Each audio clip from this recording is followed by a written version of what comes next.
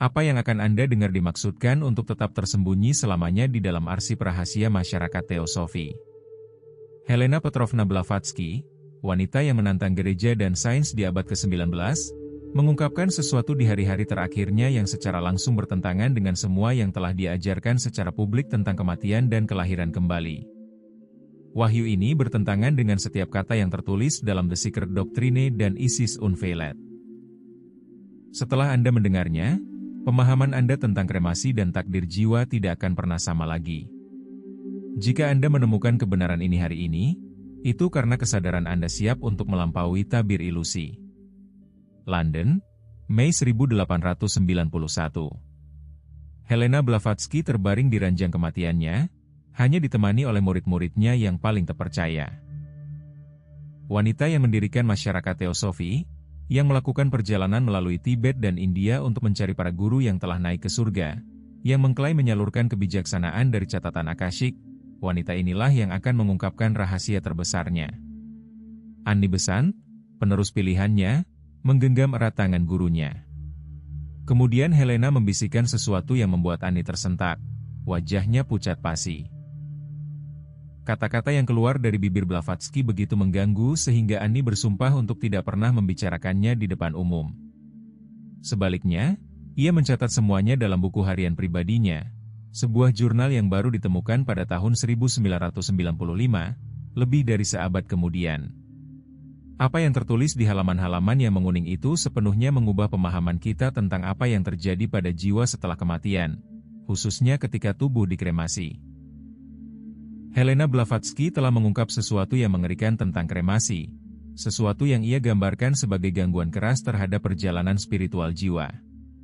Selama beberapa dekade, ia mengajarkan bahwa kremasi adalah praktik yang mulia, cara untuk dengan cepat membebaskan jiwa dari batasan fisik. Tetapi di saat-saat terakhirnya yang jernih, ia mengakui kebenaran mengerikan yang telah ia pelajari melalui penjelajahan astral terdalamnya. Jika Anda pernah merasakan bahwa ada lebih banyak hal tentang kematian dan kelahiran kembali daripada yang diajarkan kepada kita, Anda tidak sendirian. Wahyu ini akan menghubungkan titik-titik yang selalu Anda rasakan ada tetapi tidak pernah dapat Anda jelaskan sepenuhnya. 3 bulan sebelum kematiannya, Helena Blavatsky mengalami apa yang ia gambarkan sebagai pengalaman paling menakutkan sepanjang hidupnya. Saat itu malam yang dingin di bulan Februari di London.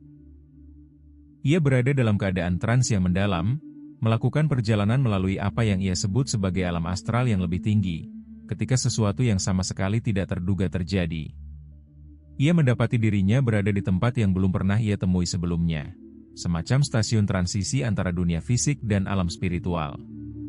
Di sana, ia melihat puluhan jiwa dalam kebingungan total, berkeliaran tanpa tujuan, terjebak dalam semacam limbo spiritual. Ketika Helena mendekati salah satu jiwa tersebut, ia menemukan sesuatu yang mengejutkan. Semua jiwa tersebut telah dikremasi segera setelah kematian. Kisah mereka sangat mirip. Mereka menggambarkan sensasi ditarik secara paksa dari tubuh fisik mereka sebelum mereka siap untuk pergi. Satu jiwa, khususnya, meninggalkan kesan mendalam pada Helena. Itu adalah seorang wanita muda yang meninggal dalam kecelakaan. Keluarganya, mengikuti kebiasaan modern, mengkremasinya keesokan harinya. Jiwanya tetap terjebak dalam keadaan antara ini selama 3 tahun di dunia, tidak dapat melanjutkan perjalanan spiritualnya. Aku masih bisa merasakan tubuhku terbakar, bisik jiwa itu. Aku tidak punya waktu untuk mengucapkan selamat tinggal. Aku tidak punya waktu untuk memahami bahwa aku telah mati. Ketika api mulai berkobar, aku masih terhubung. Helena merasa ngeri mengetahui bahwa tali energi halus mengikat jiwa ke tubuh fisik hingga 7 hari setelah kematian klinis. Ketika kremasi dilakukan sebelum periode ini berakhir, tali-tali ini terputus secara paksa, menyebabkan apa yang disebutnya trauma astral yang parah. Tetapi ini hanyalah permulaan, karena apa yang terjadi selanjutnya menentang semua logika. Sebelum melanjutkan, beritahu saya di kolom komentar dari kota mana Anda mendengarkan. Saya ingin tahu di mana mereka yang merasa tertarik pada kebenaran yang lebih dalam berada. Tulis kota Anda di bawah. Mungkin orang lain di dekat Anda juga mendengarkan ini pada saat yang sama. Pada minggu setelah pertemuan yang mengerikan itu, Helena Blavatsky melakukan sesuatu yang belum pernah dia lakukan sebelumnya dalam 20 tahun eksplorasi astral. Dia memutuskan untuk secara sistematis menyelidiki nasib jiwa-jiwa yang dikremasi. Apa yang ia temukan dalam catatan Akashic begitu mengganggu sehingga ia hampir memilih untuk menyembunyikannya selamanya. Menggunakan teknik rahasia yang dipelajari dari para guru Tibet, Helena mengakses catatan jiwa-jiwa yang dikremasi di berbagai budaya dan era. Sebuah pola yang jelas dan mengkhawatirkan muncul. Dari 300 jiwa yang ia periksa, lebih dari 80% mengalami beberapa bentuk perpindahan traumatis selama proses kremasi. Mereka menggambarkan sensasi ditarik kembali ke dalam api, bukan secara fisik, tetapi secara energetik. Banyak yang mengalami periode disorientasi yang panjang selama berbulan-bulan atau bahkan bertahun-tahun dalam waktu astral. Penemuan yang paling mencengangkan terjadi ketika Helena mempelajari jiwa-jiwa yang mereka telah dikremasi dalam ritual suci dengan persiapan yang tepat. Pengalaman mereka sangat berbeda. Mereka melaporkan transisi yang lancar, bahkan euforia, ke alam yang lebih tinggi. Perbedaan kuncinya terletak pada waktu dan persiapan spiritual. Tradisi kuno selalu menunggu minimal 7 hari sebelum kremasi dan melakukan ritual yang tepat untuk secara sadar dan bertahap memutuskan ikatan energi yang mengikat jiwa dan tubuh. Helena menyadari bahwa ketika kremasi terjadi terlalu cepat, tanpa persiapan, jiwa tidak dapat menyelesaikan proses pemutusan alami. Alih-alih naik, jiwa malah terjebak dalam frekuensi menengah, tidak dapat melanjutkan perjalanan evolusinya. Yang paling mengganggu adalah kesadarannya bahwa pengetahuan ini telah diketahui oleh para guru yang telah naik ke alam yang lebih tinggi selama ribuan tahun tetapi sengaja disembunyikan dari umat manusia modern. Beri tanda suka jika ini sesuai dengan Anda, karena apa yang akan datang selanjutnya mengungkapkan mengapa pengetahuan ini disembunyikan. Pada Maret 1891, 1 bulan sebelum kematiannya, Helena Blavatsky menerima kunjungan tak terduga di rumahnya di London. Pria itu hanya memperkenalkan dirinya sebagai perwakilan dari Black Lodge, sebuah organisasi rahasia yang secara samar-samar dirujuk Helena dalam tulisan-tulisan sebelumnya. Ia menyadari penemuan-penemuan Helena baru-baru ini tentang kremasi dan memberikan ultimatum yang jelas, hentikan penyelidikannya atau hadapi konsekuensi serius. Yang paling membuat Helena gelisah bukanlah ancaman itu sendiri, tetapi kenyataan bahwa pria ini mengetahui detail intim pengalaman astralnya. Detail yang belum pernah ia bagikan. Kau mencampuri pengetahuan yang bukan untuk umat manusia pada tahap ini, katanya dingin. Beberapa kebenaran harus tetap tersembunyi sampai kesadaran kolektif siap. Helena menyadari ada upaya yang disengaja untuk menjaga agar umat manusia tetap tidak mengetahui dampak sebenarnya dari kremasi prematur. Alasannya lebih gelap dari yang ia bayangkan. Jiwa-jiwa yang terjebak dalam keadaan antara lebih mudah dimanipulasi oleh entitas dari dimensi yang lebih rendah. Karena tidak dapat mengikuti jalur evolusi alami mereka, jiwa-jiwa ini menjadi rentan terhadap pengaruh negatif. Entitas-entitas ini memakan kebingungan dan ketakutan jiwa-jiwa yang hilang, memperoleh kekuatan di alam astral yang lebih rendah. Helena memahami bahwa dorongan modern untuk kremasi segera bukan hanya tentang kenyamanan atau kebersihan. Itu adalah bagian dari strategi yang lebih luas untuk menciptakan populasi jiwa-jiwa yang bingung yang dapat dikendalikan.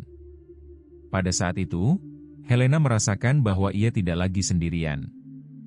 Sesuatu sedang mengawasinya. Kehadiran jahat yang memakan penemuannya. Udara di ruangan terasa berat. Tekanan meningkat di dadanya, seolah-olah kekuatan dahsyat sedang bergerak melawannya. Seolah-olah penyelidikannya telah membangunkan sesuatu yang ingin tetap tertidur. Dalam 2 minggu terakhir hidupnya, Helena bekerja tanpa henti untuk mendokumentasikan penemuannya tentang kremasi dan nasib jiwa. Mengetahui kematian sudah dekat, ia terus maju. Apa yang ia pelajari selama waktu ini bahkan lebih mengganggu.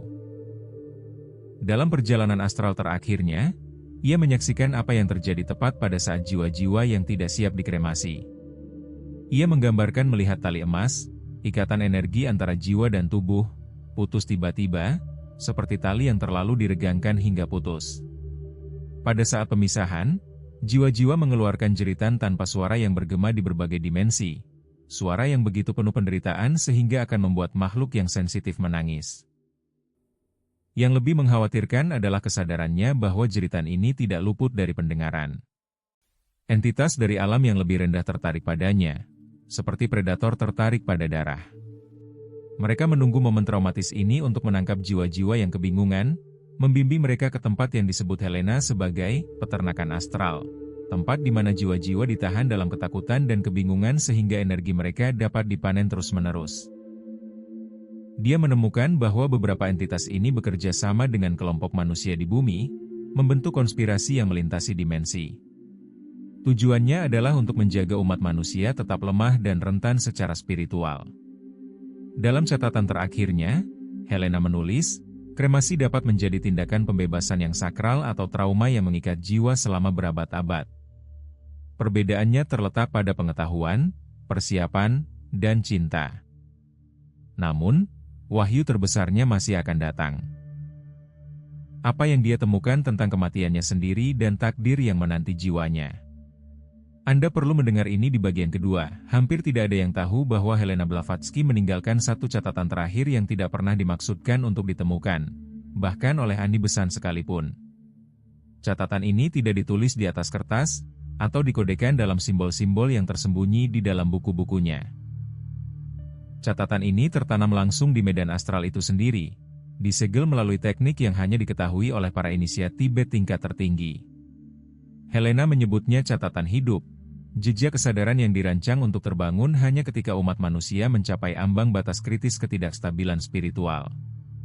Menurut fragmen yang kemudian ditemukan oleh para peramal tingkat lanjut, Helena memahami bahwa dokumen tertulis dapat dihancurkan, diubah bentuknya, atau dijadikan senjata. Tetapi catatan hidup, yang berlabuh pada alam bawah sadar kolektif, tidak dapat dihapus. Catatan itu akan muncul secara alami, hanya aktif dalam pikiran yang mampu menerimanya tanpa runtuh di bawah bebannya. Inilah pengamanan terakhirnya. Dalam catatan hidup ini, Helena mengungkapkan sesuatu yang bahkan lebih meresahkan. Dia menemukan bahwa keadaan astral perantara yang diciptakan oleh kremasi traumatis bukanlah sekadar produk sampingan yang tidak disengaja dari ketidaktahuan. Keadaan tersebut secara aktif dipelihara. Beberapa wilayah di bidang astral telah distabilkan secara artifisial untuk mencegah jiwa-jiwa yang terperangkap larut atau bereinkarnasi secara alami. Zona-zona ini berfungsi seperti ruang penyimpanan, yang dipertahankan oleh pelepasan emosi terus-menerus, ketakutan, kesedihan, penyesalan, dan keterikatan yang belum terselesaikan dari orang yang masih hidup. Helena menyadari bahwa umat manusia modern tanpa sadar memberi makan zona-zona ini. Kesedihan yang berlebihan tanpa pemahaman, kremasi mendadak tanpa ritual, dan penolakan total terhadap kematian sadar telah menciptakan sistem yang berkelanjutan. Orang yang hidup dan yang mati secara energetik terjerat dalam lingkaran umpan balik pemisahan yang belum terselesaikan. Inilah, simpulnya, mengapa begitu banyak orang merasa lelah tanpa sebab, terputus tanpa alasan, dan dihantui oleh emosi yang tidak sepenuhnya terasa milik mereka sendiri. Namun, wahyu yang paling mengejutkan dalam catatan kehidupan menyangkut waktu itu sendiri. Helena menemukan bahwa jiwa-jiwa yang terperangkap dalam keadaan antara ini tidak mengalami waktu secara linier. 1 tahun di bumi dapat terasa seperti berabad-abad dalam frekuensi astral tersebut. Ini berarti bahwa penderitaan yang disebabkan oleh kremasi prematur bukanlah penderitaan yang singkat atau simbolis, melainkan penderitaan yang berkepanjangan di luar pemahaman manusia. Seluruh identitas jiwa dapat terfragmentasi di bawah tekanan, menciptakan apa yang Helena gambarkan sebagai gema astral, sisa-sisa kesadaran parsial yang melayang kembali ke dunia fisik. Gema-gema ini, ia memperingatkan, bertanggung jawab atas banyak fenomena yang tidak dapat dijelaskan, hantu yang terus-menerus, mimpi leluhur, trauma yang diwariskan, dan pola emosional yang berulang lintas generasi tanpa asal yang jelas. Keluarga tanpa sadar membawa fragmen dari orang-orang yang telah meninggal, bukan sebagai roh, tetapi sebagai kesan energi yang belum terselesaikan yang mencari penyelesaian. Helena juga mengungkapkan bahwa catatan kehidupan diprogram untuk aktif selama periode kematian massal. Ia meramalkan era di mana sejumlah besar jiwa akan meninggalkan alam fisik secara tiba-tiba, melalui perang, pandemi, atau keruntuhan masyarakat. Selama masa-masa seperti itu, praktik kematian yang tidak tepat akan secara eksponensial meningkatkan kemacetan astral, mengancam keseimbangan antar dimensi. Jika dibiarkan tanpa koreksi, ketidakseimbangan ini dapat menyebabkan apa yang ia sebut sebagai kemacetan dimensi, di mana siklus reinkarnasi melambat, jiwa menumpuk, dan evolusi kolektif terhenti. Namun, Helena tidak meninggalkan umat manusia tanpa harapan. Dalam catatan yang sama, ia menyandikan apa yang disebutnya koreksi diam. Ini bukanlah ritual, bukan agama, dan bukan doktrin. Ini adalah keadaan kesadaran. Helena menemukan bahwa ketika bahkan satu orang yang masih hidup secara sadar mengakui perjalanan jiwa yang telah meninggal, tanpa rasa takut, tanpa keterikatan, dan tanpa penyangkalan, itu mengirimkan sinyal penstabil melalui medan astral. Sinyal ini membantu melonggarkan ikatan yang terperangkap dan dengan lembut mengarahkan kembali jiwa-jiwa yang tersesat ke jalan yang seharusnya. Dengan kata lain, kebangkitan di antara orang-orang yang masih hidup secara langsung membantu orang-orang yang telah meninggal. Inilah mengapa, tulis Helena, individu-individu tertentu merasakan daya tarik yang tak dapat dijelaskan terhadap subjek seperti kematian, kelahiran kembali, dan pengetahuan spiritual yang terlupakan. Orang-orang ini tidak murung. Mereka tidak terobsesi. Mereka menanggapi panggilan bawah sadar untuk memulihkan keseimbangan. Rasa ingin tahu mereka sendiri berfungsi sebagai kekuatan korektif. Catatan kehidupan diakhiri dengan peringatan dan janji. Peringatannya adalah bahwa umat manusia tidak dapat lagi menyerahkan kematian kepada pihak lain. Ketika kematian menjadi mekanis, terburu-buru, atau disangkal, konsekuensinya bergema di berbagai dimensi. Janjinya adalah bahwa pengetahuan, begitu ditemukan kembali, akan menyebar dengan cepat. Satu keluarga yang terbangun dapat memengaruhi seluruh garis keturunan. Satu transisi kesadaran dapat menyembuhkan banyak garis waktu. Helena mengakhiri catatan tersebut dengan kata-kata ini, yang disimpan persis seperti yang diterima. Kematian bukanlah akhir, dan bukan pula bahayanya. Kematian tanpa kesadaranlah yang merupakan bahaya. Ketika umat manusia belajar mati dengan kesadaran, mereka akhirnya akan belajar bagaimana hidup.